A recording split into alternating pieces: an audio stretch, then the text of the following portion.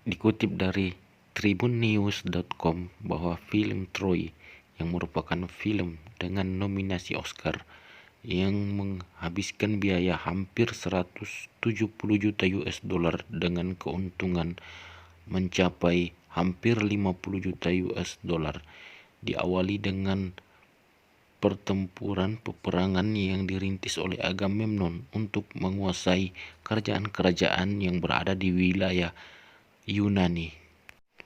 Achilles yang sering memenangkan peperangan satu lawan satu hingga Agamemnon memiliki kekuasaan atas kerajaan-kerajaan Yunani pada waktu itu. Namun Achilles tidak mengakui Raja Agamemnon sebagai rajanya. Peperangan yang dia lakukan adalah untuk dirinya sendiri. Dia menganggap peperangan itu adalah untuk kejayaan dirinya. Namun Raja Agamemnon menganggap bahwa Achilles adalah prajuritnya sehingga itu menguntungkan dirinya. Di tempat lain, tepatnya di kerajaan Sparta yang dirajai oleh Menelaus, sedang berkonsiliasi dengan Pangeran Troy, yaitu Pangeran Hektor dan Pangeran Paris. Mereka sepakat untuk berdamai antara kerajaan Troy dan kerajaan Sparta. Namun sayang, perdamaian antara kerajaan Sparta dan Troy harus hancur oleh kisah cinta Putri Helen yang merupakan permaisuri dari Raja Menelaus dengan Pangeran Paris. Mereka pergi dari kerajaan Sparta tanpa izin dari Raja Menelaus. Pangeran Hektor pun pusing melihat adiknya Pangeran Paris yang membawa lari permaisuri dari kerajaan Menelaus. Raja Menelaus baru sadar permaisurinya dibawa lari oleh Pangeran Paris setelah Pangeran Paris dan Pangeran Hektor telah berlabuh di samudera. Ia tidak menerima perlakuan kedua pangeran Troya tersebut. Pangeran Hektor pun hanya bisa marah kepada adiknya Pangeran Paris. Raja Menelaus tidak tinggal diam terhadap apa yang dia alami. Dia melapor kepada kakaknya Raja Agamemnon yang merupakan raja yang berkehendak memang untuk menghancurkan kerajaan Troya dengan menghimpun semua raja-raja di wilayah Yunani, termasuk adiknya sendiri, Raja Menelaus, sehingga itulah yang membuat peperangan besar ini terjadi.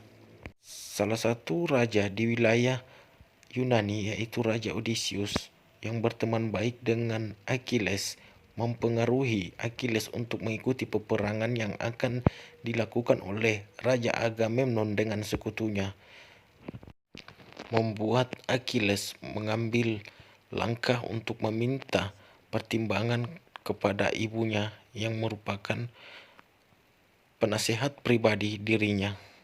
Ibunya berkata bahwa jika engkau pergi mengikuti peperangan itu, namamu akan dikenal sepanjang masa, namun engkau akan mati.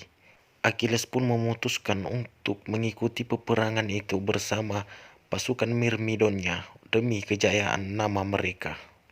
Sementara itu, rombongan Pangeran Paris dan Pangeran Hektor telah tiba di kerajaan Troy. Mereka membawa pulang Helen yang menyebabkan Raja Menelaus begitu murka kepada mereka. Mereka tiba dengan sambutan oleh ayah mereka, Raja Priam. Raja Priam begitu sayang kepada kedua putranya, Pangeran Paris dan Pangeran Hektor, termasuk ketika ia mengetahui bahwa permaisuri dari Raja Menelaus mereka bawa lari. Inilah yang membebani pikirannya, namun tetap berusaha untuk menerima keadaan itu walaupun terbebani. Sementara itu Helen begitu risau dan galau terhadap keputusan yang mereka ambil. Troya pun bersiap terhadap serangan yang akan mereka alami, termasuk doa-doa yang mereka lakukan di kuil Apollo. Ribuan kapal kerajaan-kerajaan Yunani telah berada di dekat perairan pantai, dan terlihat pasukan Myrmidon yang diketuai oleh Achilles telah bersiap-siap untuk mendaratkan langsung kapal mereka ke pinggiran pantai dan berupaya untuk melawan sendiri benteng pertahanan dari kerajaan Troya. Mereka tidak berharap dibantu oleh kapal-kapal lain. Walaupun jumlah mereka hanya sedikit dan cuma satu kapal, mereka mampu untuk memporak-porandakan benteng pertahanan dari kerajaan Troya. Keahlian dan keberanian mereka memang sudah tidak diragukan lagi. Ini membuat seluruh prajurit-prajurit yang datang dari Yunani merasa heran dengan kelakuan Achilles dan pasukannya, dan sekaligus mengakui keberanian mereka. Di dalam kuil Apollo, Achilles bertemu dengan Pangeran Hektor yang hampir saja berduel, namun mereka sepakat untuk tidak berduel pada waktu itu, melainkan menundanya untuk keesokan harinya. Dan Achilles pun mengacungkan pedangnya, tanda kemenangan yang ia raih menduduki pantai kerajaan Troya, yang disambut meriah oleh seluruh prajurit-prajurit Yunani dengan menyebut-nyebut nama Achilles, Achilles, Achilles. Mereka pun membuat tenda dan mempersiapkan segala sesuatunya untuk peperangan keesokan harinya, dan tawanan perang yang bernama Brisis diberikan kepada Achilles di dalam tendanya. Raja Agamemnon pun memanggil seluruh raja-raja yang ia temani datang, termasuk Achilles. Namun di depan Achilles dia berkata bahwa kemenangan merebut pantai adalah kemenangannya, bukan untuk Achilles, karena Achilles bukanlah raja, melainkan dirinya lah yang raja. Achilles pun mencabut pedangnya ketika melihat Brisis ternyata diculik dari kemahnya dan berupaya untuk melawan, namun ditahan oleh Brisis. Brisis berkata ia tidak mau terjadi pertumpahan darah karena dirinya. Sementara itu di kerajaan Troya, Raja Priam mengumpulkan semua penasehat dan petinggi-petinggi kerajaannya, termasuk Pangeran Hektor, untuk membahas kejadian penyerangan yang dilakukan oleh kerajaan Yunani terhadap kerajaannya. Mereka pun melakukan persiapan di pagi harinya dengan mengumpulkan seluruh pasukan-pasukannya dengan kekuatan penuh untuk menghadapi kerajaan-kerajaan wilayah Yunani yang datang untuk menyerang mereka. Kerajaan Troya memang kuat dan diakui oleh dunia. Mereka mampu bertahan terhadap pengepungan musuh kurang lebih 10 tahun di dalam benteng mereka. Saat bertatap muka raja-raja Yunani dengan Pangeran Paris dan Hektor, Raja Menelaus meminta untuk duel dengan Pangeran Paris demi membalaskan dendam pribadinya terhadap penculikan permaisurinya di kerajaannya. Pangeran Paris pun kalah dan meminta perlindungan kepada kakaknya, Pangeran Hektor. Saat hendak mengeksekusi Pangeran Paris, tiba-tiba Pangeran Hektor mencabut pedang dan membunuh Raja Menelaus. Raja Agamemnon pun memerintahkan seluruh pasukan dan prajurit-prajuritnya untuk menyerang kerajaan Troya, dan perang pun berkecamuk dengan hebat. Pangeran Hektor berduel dengan salah satu raja Yunani dan memenangkan duel itu.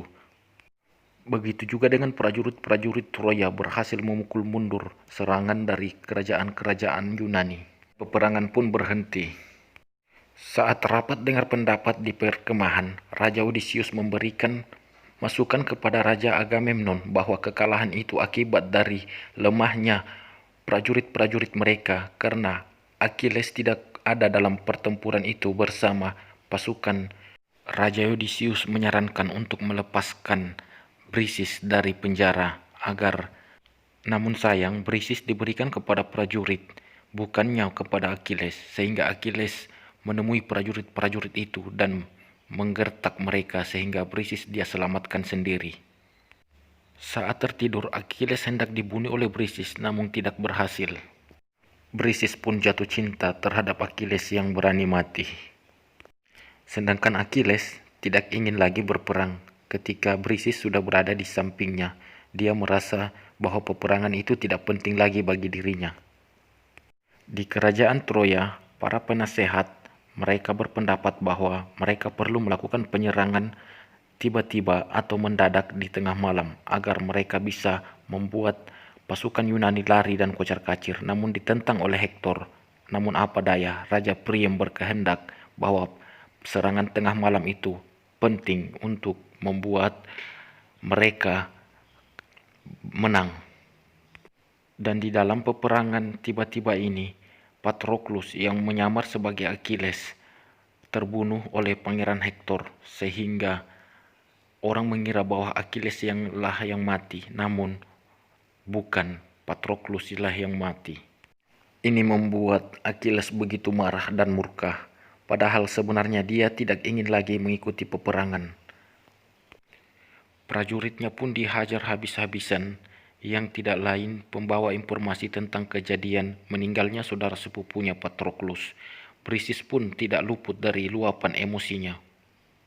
Setelah upacara pemakaman adik sepupunya, Achilles pun berangkat sendiri membalas dendam ke kerajaan Troya.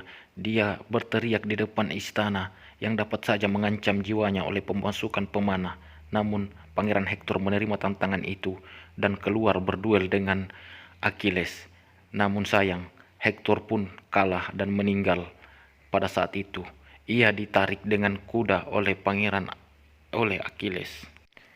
Jasad Pangeran Hektor dibawa ke kemah Achilles dan dia tarik sendiri, sehingga menyebabkan prajurit Yunani begitu kagum melihat keberanian Pangeran Achilles pada saat itu. Brisis pun menangis melihat sepupunya Pangeran Hektor telah meninggal dan membuatnya bersedih.